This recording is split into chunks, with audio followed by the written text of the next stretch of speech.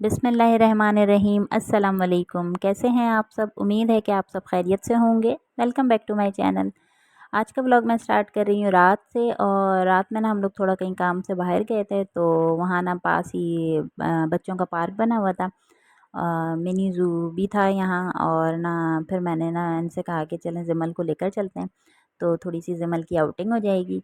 तो वैसे ना जमल कहीं हम लोग जाते हैं तो हमारे साथ ही होती है, क्योंकि छोटी है और फिर ना ऐसे बस हम लोग घुमाने के बहाने निकल भी जाते हैं। तो खैर जब हम निकले ना तो फिर हमें से यहाँ लेकर आए पार्क में। और ये इस तरह के झूलों में ना फ़र्स्ट टाइम बैठी है, ये जो टोकन वाले होते हैं।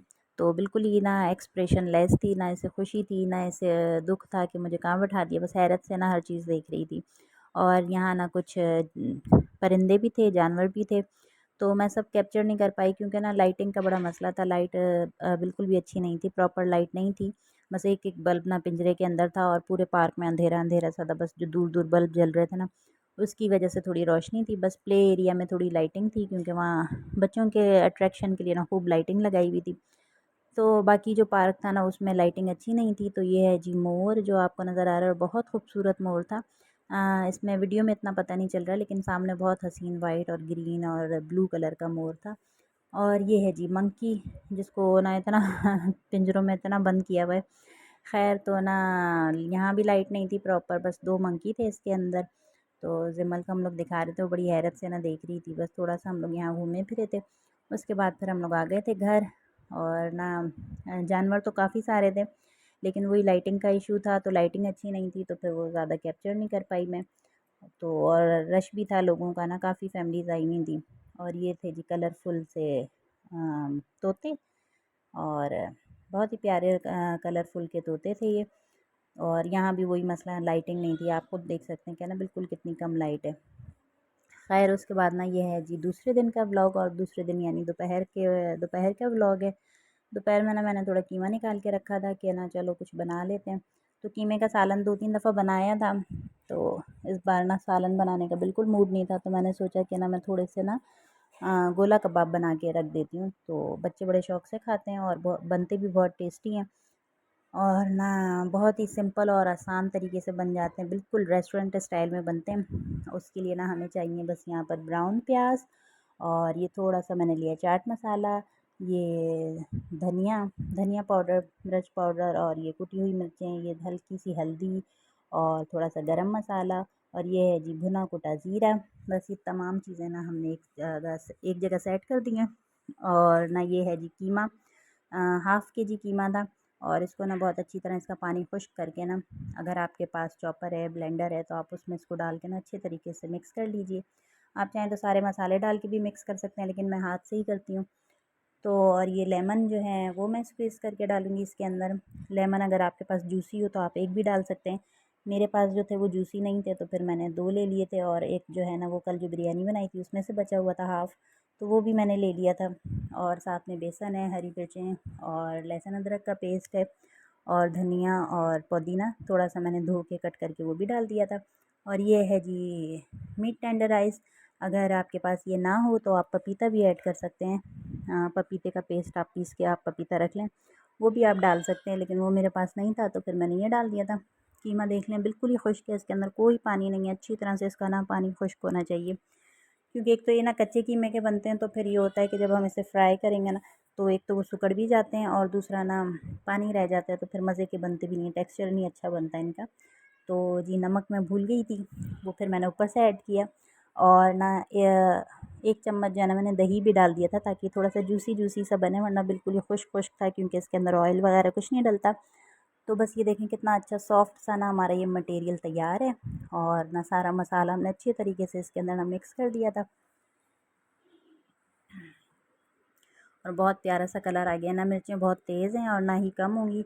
जो एक परफेक्ट टेक्सचर होता है वो इसका बन के तैयार है। अगर आपको ज़्यादा पसंद है तो आप लोग ज़्यादा भी ऐड कर सकते हैं, कम पसंद है तो आप कम भी कर सकते हैं।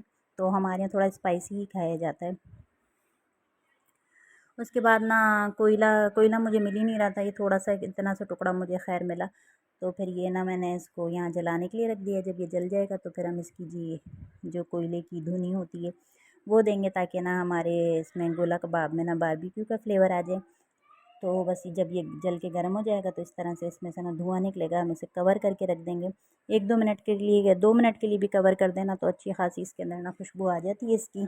और हमारा बिल्कुल बारबेक्यू फ्लेवर में ना गोला कबाब तैयार है। अगर आप चाहें तो आप इसको कोयलों पे भी बना सकते हैं, लेकिन मैं ना शैलो फ्राई करके बनाती हूँ। तो इससे ये है कि ना बच्चे आराम से खा भी लेते हैं और इतनी मेहनत भी नहीं लगती है, बच्चे भी खुश हो जाते हैं।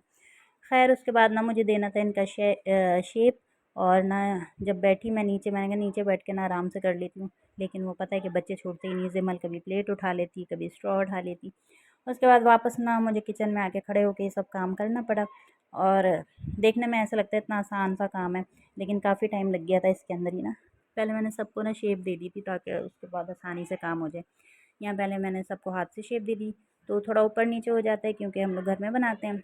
अगर आप लोग को बिल्कुल ही प्रॉपर शेप चाहिए तो फिर आप किसी चीज़ से मेजरमेंट करके आप फिर अपना कीमा उठाइए, उसके बाद आप उसको शेप दे दीजिए।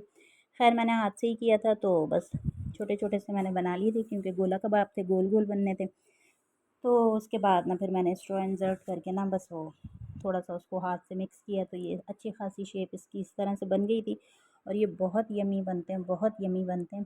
तो आप इसको ना पराठों के साथ खाएं, या फिर ना मैं तो ना मैदे की जो पूरियाँ बनती हैं वो बनाती हूँ, साथ में आप ग्रीन चटनी या रायता बनाएं तो बहुत यमी सुपर टेस्ट आता है इनका। खैर तो ये जूसी भी होते हैं क्योंकि इसके अंदर हमने थोड़ा सा लेमन और ना दही भी ऐड किया था। 1 चम्मच ही डाला था, ज़्यादा नहीं डाला था।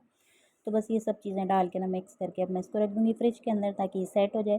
फिर हम इसको किसी कंटेनर में बंद करके रख दूँगी, क्योंकि ये अभी मैं बना के सिर्फ मैंने इसको रखा है। फिर ना इंशाल्लाह 1-2 दिन में जब मैं फ्राई करूँगी तो मैं आप लोगों को दिखाऊँगी इसका लुक भी। तो फ़िलहाल जो है ना मैंने इसको बना के रख दिया है, क्योंकि टाइम था मेरे पास। तो मैंने कहा जो इस तरह के काम होते हैं ना इनमें टाइम लग जाता है काफ़ी। तो जब टाइम होता है तभी मैं करके ना रख देती हूँ। शामी कबाब भी बनाने होते हैं तो वो फिर जब टाइम होता है तो बना के हम लोग फिर उसे फ्रिज में रख देते हैं।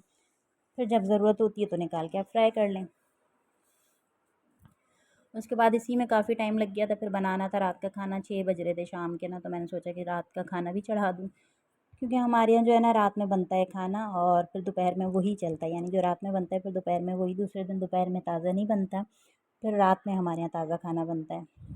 तो बस यहाँ ना प्याज ब्राउन कर दिए थे मैंने और उनको निकाल दिया था, क्योंकि मैं बना रही थी कोरमा, और कोरमे में पहले प्याज ब्राउन करके निकाल लिए। उसके बाद ना मैंने इसके अंदर लहसुन अदरक का पेस्ट डाला था, जो कि मैंने उसी टाइम साथ साथ खड़े खड़े वहीं पे कूट लिया था, क्योंकि मैं फ्रेश ही डालती हूँ। तो जब तक प्याज ब्राउन हुए थे लहसुन अदरक का पेस्ट तैयार कर लिया था। अब प्याज ब्राउन करके मैंने निकाल लिए थे, और अब मैं इसकी भुनाई कर दूँगी अच्छी तरह। उसके बाद ये गोश्त भी मैंने बॉईल करने रख दिया था। जब तक मैं बाकी काम कर रही थी ना, गोश्त को भी मैंने बॉइलिंग पे रख दिया था। जब गोश्त अच्छी तरह से बॉयल हो जाता है ना तो फिर ये है कि खाना भी फटाफट पक जाता है। तो बस यहाँ मैं गोश्त इसके अंदर ऐड कर दूँगी, क्योंकि गोश्त तो बॉयल हुआ हुआ है। थोड़ी बहुत जो कसर होगी वो पकने में रह जाएगी, ओह सॉरी पकने में सही हो जाएगी। तो उसके बाद मैंने यहाँ इसकी अच्छी तरह से ना भुनाई करके और ना मसाला डाल दिया था मैंने इसके अंदर। अब हम इसकी अच्छी तरह से भुनाई करेंगे। ऑयल ऊपर आ गया है। अब जब मुझे पानी की नीड होगी वो मैं यही वाला पानी डालूँगी जिसमें हमने गोश्त को बॉयल किया था। तो क्योंकि ना सारा जो जूस होगा वो उसका इसी पानी में होगा। तो और उसके साथ ना फिर जब प्याज ब्राउन करके सूख गए थे तो मैंने इसके अंदर ना दही के साथ इसको मैंने ब्लेंड कर दिया था, मिक्स कर दिया था, ताकि अच्छी तरह से प्याज हो जाए। आप चाहें तो हाथ से करके भी ना इसके अंदर मिक्स कर सकते हैं, थोड़ा उसका हाथ से चूरा कर लें। लेकिन ना मेरे प्याज थोड़े से सॉफ्ट हो गए थे क्योंकि पंखे के नीचे नहीं रखे थे, और ना फिर मेरे जहन से भी निकल गए थे, तो दोबारा से थोड़े सॉफ्ट हो गए थे। तो वो अच्छी तरह फिर ना पेस्ट बनता नहीं उसका, और वो फिर मुँह में आते। तो मैंने ना इसलिए ब्लेंडर में उसको मिक्स कर दिया दही के साथ। अभी सारा जो मिक्सचर है वो मैं इसके अंदर डाल दूँगी, और जग को भी साफ़ कर देंगे पानी डाल के, और हम इसके अंदर डाल देंगे। उसके बाद ना ये सेट हो गए थे तो मैंने कहा कि साथ साथ चलें इनको भी मैं किसी कंटेनर में रख देती हूँ। तो कोई बड़ा कंटेनर मुझे नज़र नहीं आया, पर मुझे ये बॉक्स नज़र आया। तो मैंने क्योंकि थोड़े से ही थे तो मैंने कहा इसके अंदर आ जाएंगे, लेकिन 3 रह गए थे वो फिर मैंने अलग से रख दिए थे। तो बस ये इसके अंदर सेट करके मैं रख दूँगी। आप चाहें तो शॉपर में भी रख सकते हैं, लेकिन शॉपर में ये है कि ना मिक्स हो जाते हैं, और अगर लाइट शाइट चली जाए ना तो फिर एक दूसरे में चिपक जाते हैं। तो इसलिए मैं इस तरह से कंटेनर में करके रख रही हूँ। जब मुझे जितनी नीड होगी तो मैं निकाल के ना इसको फ्राई कर लूँगी, शैलो फ्राई।